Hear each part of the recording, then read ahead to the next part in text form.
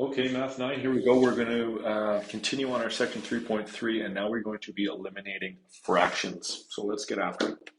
Now we looked at eliminating one fraction, right? And what we did was we multiplied. So if we had this scenario, right? What did we do? Well, we multiplied by the reciprocal, but we're not going to do that here because it's going to get really messy. But to get rid of a denominator, we multiply by the denominator because they cancel out. So let's look at that in action down here, right? In order to get rid of the 2, I would have to multiply by 2. But to keep the balance, I would have to multiply by 2 and multiply by 2. And what happens here? Well, the 2's cancel and I'm left with x, but then plus 4 over 3 equals 2 over 4. I haven't actually gotten rid of all my denominators yet. So then you'd be like, well, we can multiply this by 3 and also watch that 2 over 4 can simplify. So before I do that, 2 over 4 can simplify to 1 over 2. And then I'd multiply everything by 3 and multiply everything by 3.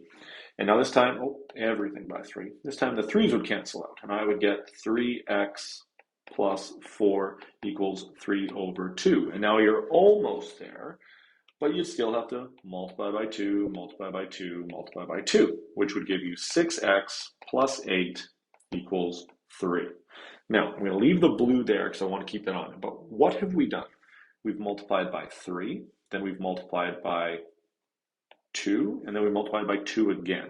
So we multiplied by 2, by 3, and by 2, which means we actually multiplied everything by 12. So rather than do it all step by step, little fractions at the same time, what we will do is we will just multiply everything by the lowest common multiple, or the lowest common denominator of all three fractions. So if you look at the numbers, we have denominator of 2, 3, and 4, and their lowest common denominator is 12. So multiply everything by 12. If you do that, what do you get? You get 12x over 2 plus 24 over 3 equals 12 over 4. And now the whole reason we do that is because since that's a multiple of all my denominators, it will divide out and cancel into a whole number. So now I get 6x plus 8 equals 3. And you can see exactly the same as what I had if I'd done it one step at a time. So we use the lowest common denominator. I'm not going to complete this question because we're going to do enough, but that's the idea, lowest common denominator. So if we finish this question off, I'm going to show you another way of what happens. Some people are more comfortable when they get a common denominator. So you see the 2, 3, and 4, and you're like, you know what? I'm going to multiply that by 6 and that by 6, that by 4 and that by 4, and that by 3 and that by 3. And then you have 6x over 12 plus 8 over 12 equals 3 over 12. And I'm going to highlight this method in the next couple examples. But you can see here, once you have a common denominator and then you multiply by it, obviously everything's going to cancel off. Nothing's going to change. And you end up with the same thing we had, 6x plus 8 equals 3. So now I'll finish the question. Minus 8 minus 8. That gives us 6x equals negative 5, and then divide by 6, divide by 6. And we get x equals negative 5 over 6. So again, took for granted those last few steps because I'm just focused on the new one. So here we go, a few examples. Method 1 first is just multiplying by the lowest common denominator. So what is it? I have a 3, a 9, and an 18. Well, my lowest common denominator is 18. So what I'm going to do with that is I'm going to multiply everything by 18. Now remember that you're multiplying with the numerator or you're dividing with the denominator. Do whichever step you want to do first, but I always recommend dividing first because it keeps your number smaller, right? 18 divided by 3 is 6, and then 6 times 2 will give you 12x. 18 divided by 9 is 2, and then 2 times 1 gives you negative 2. And then 18 divided by 18 is just 1, so it gives you 7. It's just easier that way because it keeps your numbers small and manageable. And now we finish this question, add 2 to both sides. 12x equals 9, and then divide both sides by 12. X equals 9 over 12, which would simplify to 3 over 4. So that's method 1, multiplying by the lowest common denominator. Method 2 is like we did last time, getting a lowest common denominator. So again, identify that it's 18 and just go, okay, times 6 times 6. times 2 times 2, and I don't have to do anything to the next one. And you get 12x over 18 minus 2 over 18 equals 7 over 18. And then since you have a common denominator, when you multiply by it, everything will just cancel and you're left with your new numerators. It's exactly what we did on this step. We just do it in one go, whereas this breaks it into two sequential steps. But you end up in the same place, and then you finish the question the same way. And you should end up with the same solution. So you can pick which one you prefer. I prefer method 1 because it's just less, but if you like method 2 in your brain, do method 2. So here's another example. In this case, my lowest common denominator is 6. So I'm just going to multiply everything by 6. And 6's here cancel, I get t. And then 6 divided by 3 is 2 times 1 is 2. And then 6 divided by 2 is 3 times 1 is 3. And this question is nice because I'm almost done. Minus 2 minus 2. T equals 1. So method 2, getting a common denominator. So multiply by 3, multiply by 3, multiply by 2, multiply by 2. So now I have t over 6 plus 2 over 6 equals 3 over 6. And the thing you can look at here, and you can even see, is if all the denominators are the same, then it only makes sense that the tops are the same. So this question just is t plus 2 equals 3, because by multiplying everything by 6, what do, right? We cancel, cancel, cancel.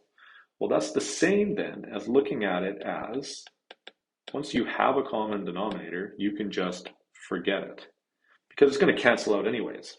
And then minus 2, t equals 1. So it's your choice on that. I prefer method 1. But what I'm going to do on this one is I'm going to show you method 2 because there's a lot happening here. And it's really important first to look at this, okay? This is an x by itself, which means it's x over 1. You can't forget that. A lot of people will forget that. So we need a common denominator of 16. So I'm going to multiply by 2, multiply by 2, multiply by 4, multiply by 4, multiply by 4, multiply by 4, and multiply by 16 and multiply by 16. Do not forget that one. Because now we get a common denominator of 7. Sorry, I'm doing my other version in my head. We get 14x over 16 minus 4 over 16 plus 12 over 16 equals 4 over 16 plus 16x over 16. Do not miss that whole number there, okay? So 14x over 16 minus, that's a 1. Minus, good thing I double checked here, minus 1 over 16, and then plus 12, and there's an x there too, good. Minus 12x over 16 equals 4 over 16 plus 16. Okay, good. And now multiply everything by 16. And that's just going to get rid of all of my denominators. So I have 14x minus 1 plus 12x equals 4 plus 16x, because cancel, cancel, cancel, cancel, cancel. Okay? Method 1 works way better in these cases because it's just less writing on the page. So now group your like terms together. We have 26x minus 1 equals 4 plus 16x. And then get my x's together. So minus 16 minus 16. So now I have 10x minus 1 equals 4. And then add 1, and I get 10x equals 5. And then divide both sides by 10. Well, 5 over 10 is 1/2. So this will be probably one of the more fully loaded questions you'll get with fractions, but it's important to take it one step at a time. What I'm actually going to do, just for due diligence, is I'm going to leave the answer but erase the rest, and I'm going to do it using method 1, just so you can see that method 1 is a little bit less writing on the page. So if we identify that the lowest common denominator is 16, we just have to multiply everything by 16. So multiply by 16. Multiply by 16, multiply by 16, multiply by 16, and don't forget the x. So here 16 divided by 8 is 2. 2 times 7, we get our 14x. 16 divided by 16 is 1, so minus 1.